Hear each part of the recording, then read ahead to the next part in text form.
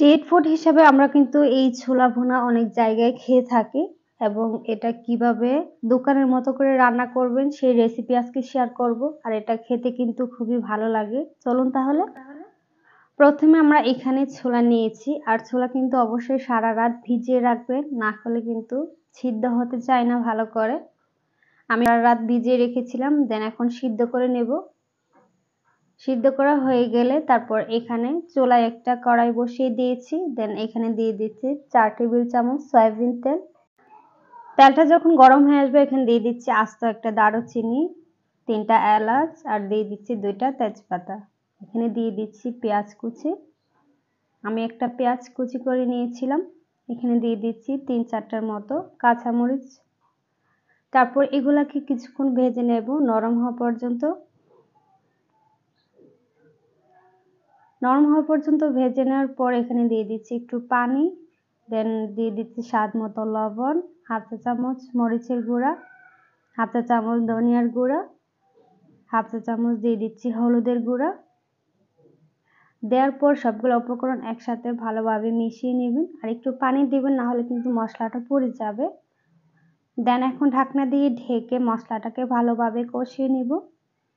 দেখেন, যখন দেখবেন যে এভাবে তেলটা উপরে ভেসে উঠেছে, বুঝবেন যে আপনার মশলাটা ভালোভাবে কষানো হয়ে গেছে।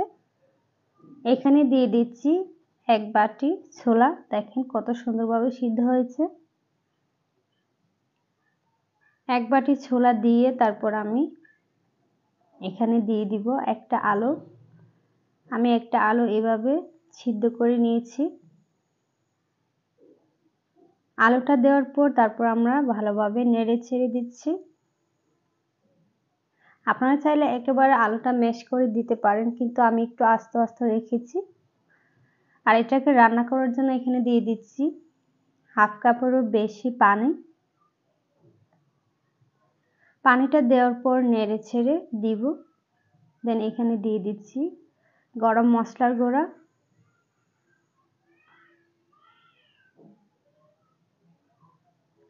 তারপর এখন নেড়ে চেড়ে ঢাকনা দিয়ে ঢেকে রান্না করব 10 থেকে 12 মিনিটের মতো। 10 থেকে 12 মিনিট পর ঢাকনাটাকে উঠিয়ে নেড়ে দিব। এখানে আমরা যে গরম মশলাগুলো দিয়েছিলাম সবগুলা এখন উঠিয়ে ফেলে দিব, এগুলা এখন আর দরকার নেই। ফেলে দেওয়া হয়ে গেলে আবারও ভালোভাবে নেড়ে ছেড়ে দিচ্ছি। এখন ঢাকনা দিয়ে ঢেকে প্রায় 5 থেকে 6 মিনিটের মতো রান্না করব। এখন ঢাকনাটাকে উঠিয়ে নেড়ে দিচ্ছি।